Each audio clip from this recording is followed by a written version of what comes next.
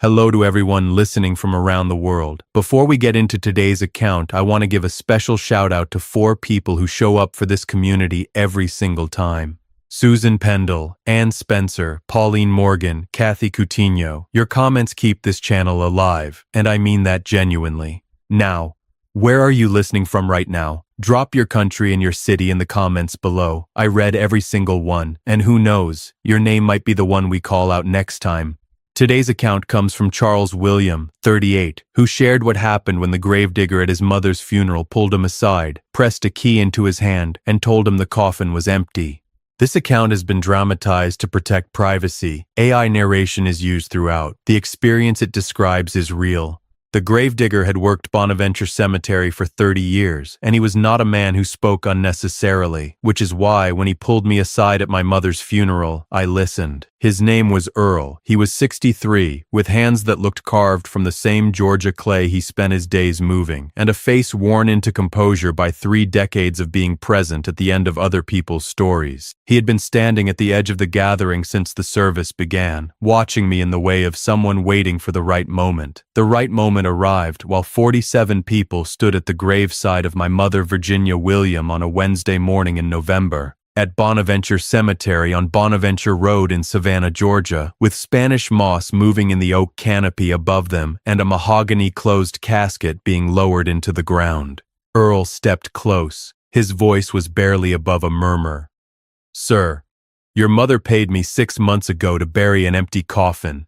"Stop," I told him. He did not stop. He pressed a small brass key into my hand, the kind self-storage facilities use, with a plastic orange tag, and said 3 words so quietly I had to read his lips. "Unit 7, now." My phone buzzed. A text from my father, Robert. "Come home, alone." I looked at the key. I looked at my father standing 20 feet away with his hand on my sister Diane's shoulder. His face arranged in the expression of grief that I'd been watching him construct and maintain since Monday morning when the call came. The timing is not a coincidence, I thought. I did not go home. My name is Charles William. I am 38 years old. I grew up in the Ardsley Park neighborhood of Savannah, one of those quiet, oak-lined neighborhoods where the houses have wide front porches and the whole place feels like it has decided not to hurry. I am a commercial insurance underwriter. I spend my days evaluating risk. Nothing in 18 years of that work prepared me for the morning of November 12th. But let me tell you what the 2 weeks before the funeral had looked like, because you need to understand what my father was before you can understand what his text message meant. My mother, Virginia, had been diagnosed with ovarian cancer in April.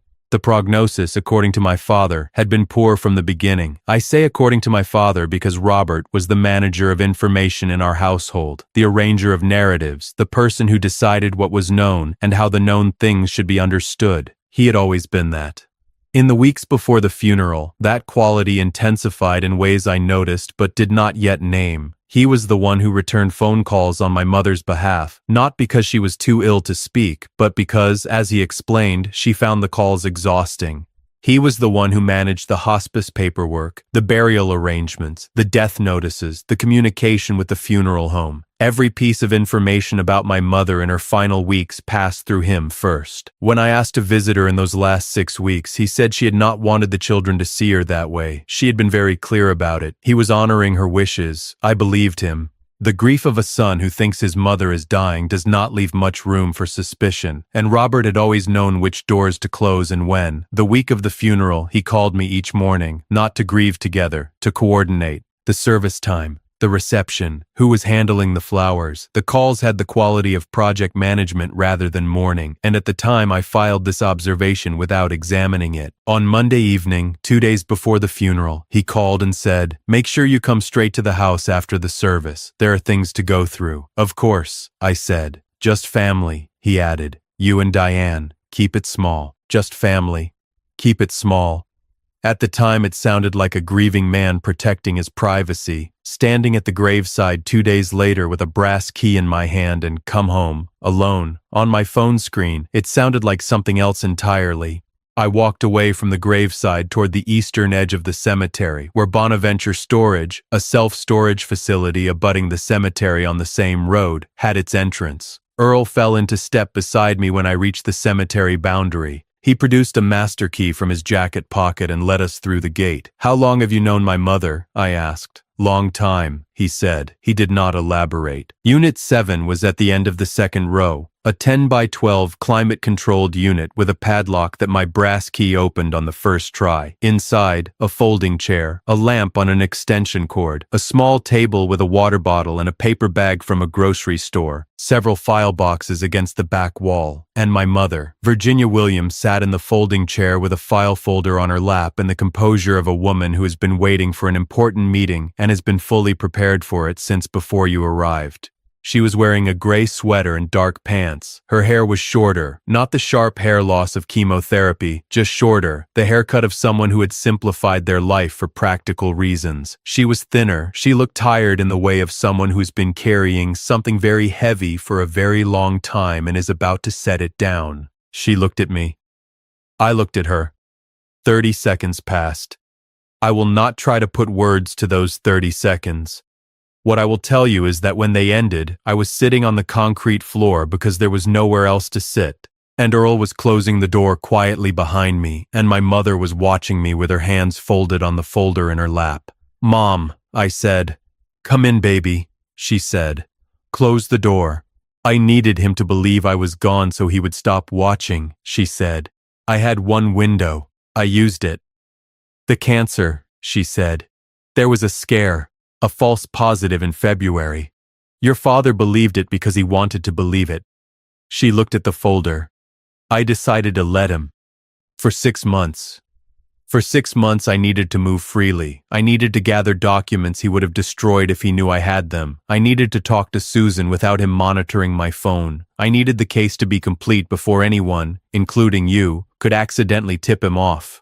Susan Garrett was my mother's attorney, a family law and financial fraud specialist on Abercorn Street in Savannah's Midtown district. I knew her by name and face, from the periphery of my childhood. I was beginning to understand why she had been there. "What did he do?" I asked. My mother opened the folder. She handed me the first document, then the second, then the third. I want to tell you what was in that folder because the contents are the whole story. The first item was a bank statement, a joint account statement from October 2021 showing a transfer of $8,400 to an account number my mother had annotated in red pen, R.W. Personal, Delaware LLC, my name not on this account. Below it were 11 more statements, each with similar annotations, each showing transfers ranging from $3,200 to $9,800, never a round number, never above $10,000.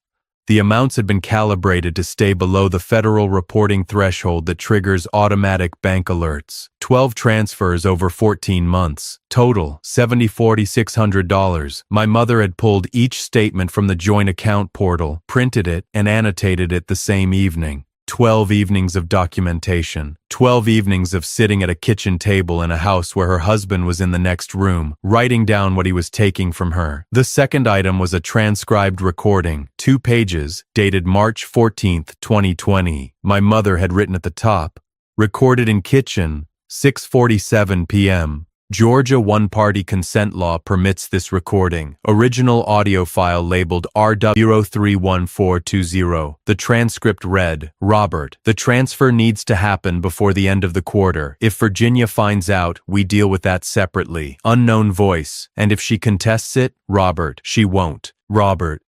She doesn't know what she's looking at when she reads a financial document. She never has. Unknown voice. You're sure? Robert. Completely. I read it twice. She doesn't know what she's looking at when she reads a financial document. My mother, the woman who had taught English literature to 17-year-olds for 31 years, who had read every document in her life with the careful attention she brought to a difficult text, who had been annotating bank statements in red pen for 14 months, had been dismissed as financially illiterate by a man having a phone call in their kitchen 6 feet from where she was standing. She'd been writing that down too. The third item was a handwritten list, 1 page, dated January 2019. The heading read, "People RW has contacted, confirmed or strongly suspected." Below it, 8 names. Some I recognized, some I did not. Each name had a brief note beside it. Dr. Patrice Owens told her I was emotionally unstable, requested she not share my medical records with me directly. Ellen Marsh told her I'd become difficult and distant, discouraged contact. Pastor Roy Simmons told him I had lost my faith and preferred not to receive calls from the church. Earl Givens did not succeed. I looked at that last entry for a long time. Earl Givens did not succeed. "Mom," I said, "who is Earl?" My mother looked at me with the expression she had always used when she was about to say something she had been waiting to say for a long time. "He is the person your father tried hardest to separate me from," she said, and failed. She looked at the door, where Earl had been standing outside for 20 minutes in the November morning. "He's my brother," she said. "Welcome back to Sweet Family Revenge. Grab your snacks, get comfortable, and remember, the people in these accounts had every chance to behave themselves. They just chose wrong." Drop a comment and be sure to subscribe. You're going to love it here. The folder also contained a letter my mother had written to me in October, sealed, my name on the front, which she told me to open tonight, alone. "What happens now?" I asked. She reached into the file box beside her chair and produced a second folder, thinner, more recent. "Susan filed this morning," she said, while the service was happening.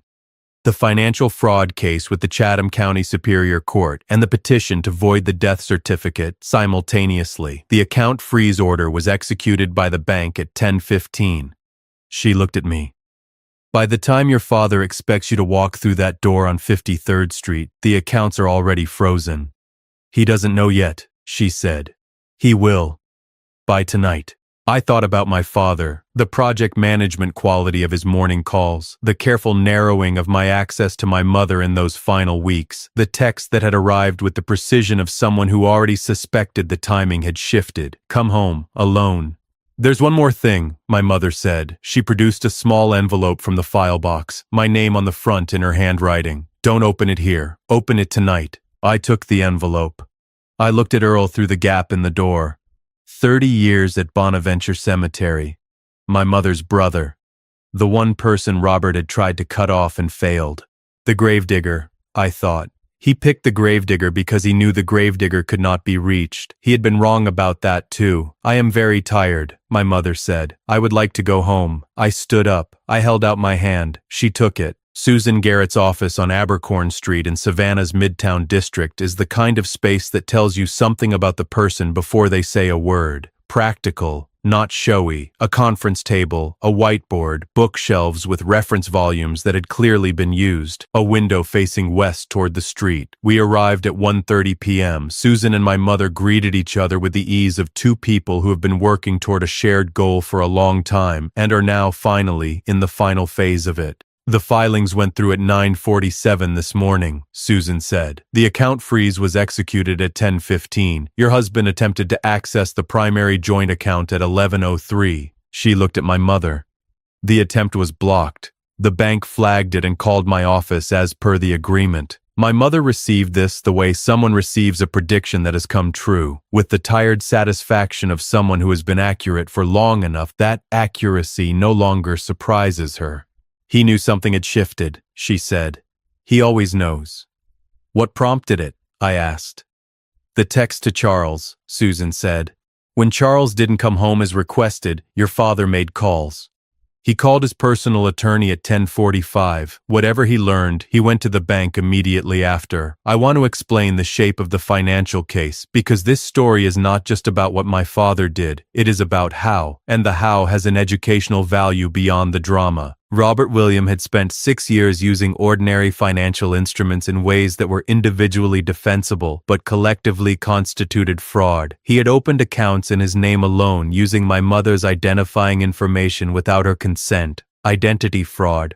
He had transferred joint funds to these accounts in amounts calculated to avoid automatic reporting thresholds. Structuring, a federal offense. He had forged her signature on 3 loan documents. He had attempted to transfer the deed of the Ardsley Park family home, worth approximately $680,000, to a Delaware LLC he had created in 2019 without my mother's knowledge. Total documented financial harm, $340,000 in transferred or misappropriated funds, plus the attempted deed transfer.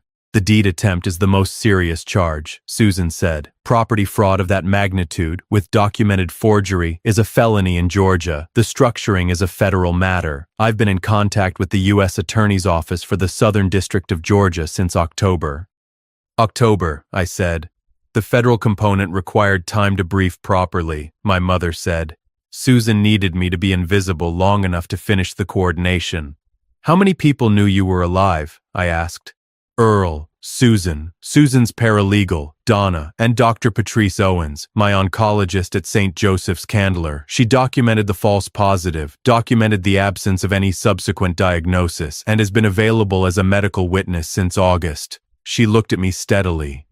The list your father made, the people he tried to isolate me from, that list told me something important, she said. He tried to reach Earl twice in 2019. Earl told me about both attempts within the hour.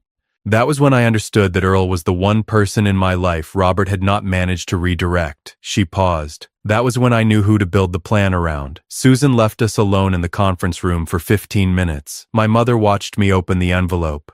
I will share what it said, because she has given me permission to share it, and because it is the part of this story that I believe matters most. It was dated October 3rd, 6 weeks before the funeral. Charles, if you are reading this, what we planned has worked, and I need you to know some things before the noise of what comes next makes them hard to hear. I did not tell you because I could not tell you, not because I didn't trust you, because I trust you completely, and that is exactly why I couldn't. Your face would have told your father everything. You have always been the one who feels things visibly, and I have loved that about you since you were 4 years old. I have been afraid for 3 years. I did not show it because showing it would have told him I knew, and knowing I knew would have accelerated what he was already planning. The way to protect yourself from a man who controls information is to control what he believes is possible. He believed I was dying. He believed I was too ill to document anything. He was wrong about both. What I'm handing you today is not just evidence. It is the record of a marriage. 6 years of watching someone I loved become someone I did not recognize, and choosing to write it down rather than lose it to his version of events. Come find me. I'll be in Unit 7. Mom. I held the letter for a while. My mother did not say anything. She had written what needed saying and she was giving it room. When did you know? I asked. When did it become bad enough to require all of this? March 2019, she said. He had a phone call in the kitchen. He didn't know I was in the hallway. He was speaking to someone at the Delaware LLC. I didn't know what it was yet. I just heard the company name. I wrote it down. She looked at her hands. I looked it up that evening. My name was not on the registration. My name should have been. A pause. That was when I started writing. 37 months of writing, in a house where the man she was documenting was sleeping in the next room. If you've been listening for a while and want accounts like this to keep coming, it really helps if you hit that like button and subscribe. 97% of people never do, but it's what keeps this whole thing running. So, thank you for real. My father called me 4 times between noon and 3 p.m. I did not answer. At 3:47 p.m. he texted Diane, who was at the house on 53rd Street. Diane called me. Dad just sent me the strangest text, she said. And then Mom called me, from a number I didn't recognize. She said she was alive. She is, I told her. The silence on Diane's end was the silence of a person holding 2 entirely incompatible pieces of information simultaneously. Where are you? She asked. Susan's office, I said. I'm coming, she said. She arrived at 4:30 p.m. She walked into the conference room and saw my mother. What happened next belongs to the 2 of them, and I will not narrate it for other people's consumption. What I will tell you is that when it was over, Diane sat beside my mother at the table and looked at Susan and said, "Tell me everything." Susan told her. When she finished, Diane was quiet for a moment. "He's at the house right now," she said, "waiting for Charles." "I know," Susan said. "What do we do?" "Nothing tonight," Susan said. "Tonight he waits. Tomorrow morning, my office contacts his attorney with the full documentation package. He will understand the situation clearly by 10 a.m. A pause. Let the paper do its work. My mother reached across the table and put her hand on Diane's. "I'm sorry," she said, "for all of it. For the parts you didn't know about and the parts you had to live through without understanding why." She looked at her daughter. I needed it to be finished before I could explain it. It's finished now. Diane looked at their joined hands. Where are you staying tonight? She asked. I was thinking, my mother said carefully, that I would like to go home. My father was in the kitchen of the house on 53rd Street when we arrived. That house had absorbed 60 years of a family's life and showed it. The worn place on the kitchen floor by the stove, the bookshelves rearranged so many times they had developed their own logic. The porch where my mother's rocking chair had left its impression in the soft grain of the wood. It was her house. It had always been her house, in the way that houses belong to the people who make them home. We heard Robert before we saw him, opening drawers, closing cabinets, moving through the rooms with the restless energy of a man trying to find the edges of a situation by touching everything. My mother walked through the front door first. Robert came out of the kitchen. He stopped. He looked at her. The gray sweater, the shorter hair, the quality of her presence, which was the presence of a woman who has put down something very heavy and intends never to pick it up again. He said her name. "Hello, Robert," she said. That was all. What his face did in the next 30 seconds was the most revealing thing I have witnessed in 38 years of watching people. It did not collapse. It cycled. First, genuine surprise. Then, recalculation. The expression of a man sorting rapidly through available responses. Then, the arrival of warmth. Chosen, placed, intended to manage the room. "Virginia, my God, where have you? I thought you were. We buried." "There was nothing in the coffin," my mother said. "You've been managing the death certificate since Monday." The warmth receded. "I don't know what you—" "Susan filed this morning," she said. "The accounts are frozen. The Delaware LLC has been subpoenaed. The U.S. Attorney's Office has been briefed." She looked at him without raising her voice. "I have been writing everything down for 6 years." The kitchen was very quiet. "I need you to leave," she said. "Not tonight. Tonight there are things that need to happen in a sequence Susan has outlined. But I need you to understand that this is my house, and the documentation establishes that clearly, and I am asking you to leave as soon as that sequence is complete." Robert looked at me. I looked back at him. There is nothing to say, I thought. She has said it. My job right now is to be present. He'd looked at Diane. Diane looked at the floor. He picked up his jacket from the kitchen chair. He walked to the front door. He stopped in the doorway.